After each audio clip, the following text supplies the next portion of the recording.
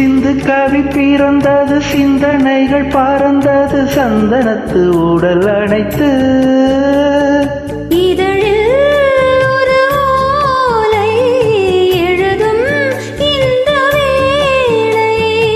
இளமை என்னும் சோலை முழுதும் இன்பலீலை.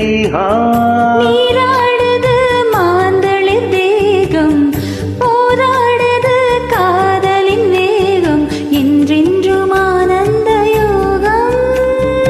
அந்தி வரும் நேரம் வந்ததொரு ராகம்.